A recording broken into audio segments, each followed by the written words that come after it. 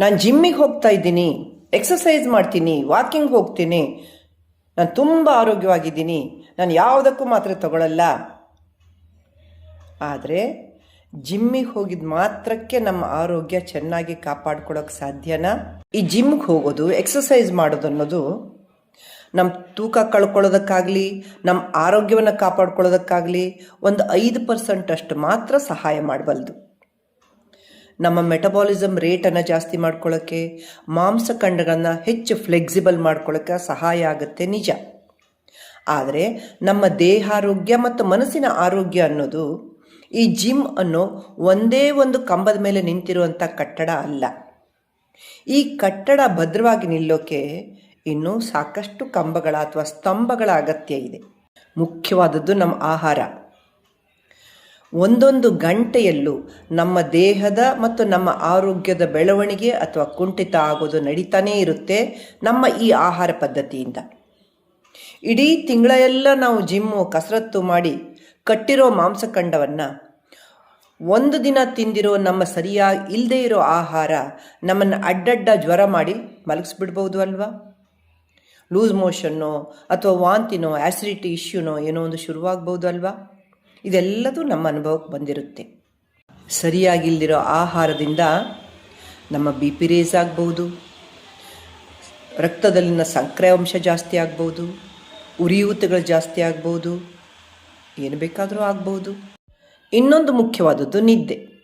ಒಂದು ವಾರ ಸತತವಾಗಿ ಸರಿಯಾಗಿ ನಿದ್ದೆ ಮಾಡಿಲ್ಲ ಅಂತಂದರೆ ನಮ್ಮ ಕಾರ್ಟಿಸಾಲ್ ಲೆವೆಲ್ ಜಾಸ್ತಿ ಆಗ್ಬೋದು, BP ಜಾಸ್ತಿ ಆಗ್ಬೋದು, ರೆಸ್ಟಿಂಗ್ ಹಾರ್ಟ್ ರೇಟ್ ಜಾಸ್ತಿ ಆಗ್ಬೋದು, ನಮ್ಮ ರೋಗ ನಿರೋಧಕ ಶಕ್ತಿ ಕಡಿಮೆ ಆಗ್ಬೋದು. ಯಾಕೆ ಅಂದರೆ ರಾತ್ರಿಯ ನಿದ್ದೆ ಸಮಯದಲ್ಲೇ ನಮ್ಮ ಇಡೀ ದೇಹದ ರಿಪೇರ್ ಕೆಲಸ, ರಿಜ್ಯುವಿನೇಷನ್ ಕೆಲಸ ನಡೆಯೋದು.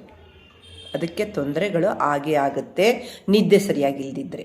ಇನ್ನೊಂದು ಮುಖ್ಯವಾಗಿದ್ದು ಸ್ಟ್ರೆಸ್ ಅಥವಾ ಒತ್ತಡ. ಇಮೋಷ್ನಲ್ ಸ್ಟ್ರೆಸ್ ಅನ್ನೋದು ಆಗ್ತಾ ಇದ್ದರೆ ನಮ್ಮ ಕಾರ್ಟಿಸಾಲ್ ಲೆವೆಲ್ ಜಾಸ್ತಿ ಆಗುತ್ತೆ, ನಮ್ಮ ರೋಗ ನಿರೋಧಕ ಶಕ್ತಿ ಕಡಿಮೆ ಆಗುತ್ತೆ. ಎಂಥ ಆರೋಗ್ಯವಂತ ವ್ಯಕ್ತಿ ಕೂಡ ಈ ಇಮೋಷ್ನಲ್ ಸ್ಟ್ರೆಸ್ಸಿಂದ ಹಾರ್ಟ್ ಅಟ್ಯಾಕ್ ಆಗಿ ಬಲಿಯಾಗಿರುವಂಥ ಸಂದರ್ಭಗಳು ಹೆಚ್ಚಾಗಿ ಕಂಡುಬರುತ್ತೆ. ಇದನ್ನು ನೋಡಿದ್ದೀವಲ್ಲ. ಆದ್ದರಿಂದ ಒತ್ತಡ ನಿರ್ವಹಣೆ ಕೂಡ ತುಂಬ ಮುಖ್ಯವಾದದ್ದು. ಇನ್ನೊಂದು ನಮ್ಮ ಪರಿಸರ ಅಥವಾ ವಾತಾವರಣ. ಗಾಳಿ, ಧೂಳು, ಸೆಕೆ, ಗಲಾಟೆ ಇವುಗಳೂ ಕೂಡ ನಮ್ಮ ಆರೋಗ್ಯದ ಮೇಲೆ ವಿರೋಧವಾದ ಪರಿಣಾಮ ಬೀರೋ ಸಾಧ್ಯತೆಗಳು ಜಾಸ್ತಿ. ಮತ್ತೊಂದು ಪ್ಯಾಸಿವ್ ಸ್ಮೋಕಿಂಗ್.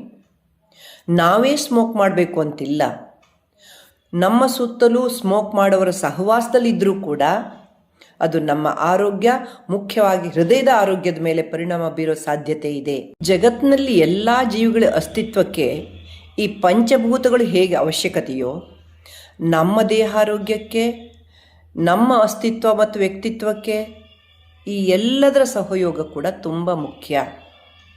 ಒಳ್ಳೆಯ ನಿದ್ದೆ, ಒಳ್ಳೆಯ ಊಟ, ಒಳ್ಳೆಯ ಜನರ ಸಹವಾಸ, ಒತ್ತಡ ನಿರ್ವಹಣೆ ಮಾಡುವುದು, ಹೀಗೆ ಇದೆಲ್ಲದರ ಸಹಯೋಗದಿಂದ ಮಾತ್ರ ನಮ್ಮ ಆರೋಗ್ಯವನ್ನು ಮತ್ತು ಫಿಟ್ನೆಸ್ಸನ್ನು ಕಾಪಾಡ್ಕೊಳ್ಳೋಕೆ ಸಾಧ್ಯ.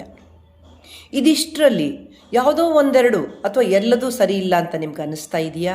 ನಿಮ್ಮ ಲೈಫಲ್ಲಿ ಯಾವುದ್ಯಾವ್ದು ಸರಿ ಇಲ್ಲ ಅಂತ ನಿಮಗೆ ಅನ್ನಿಸ್ತಾ ಇದೆ? ಟೈಪ್ ಮಾಡಿ.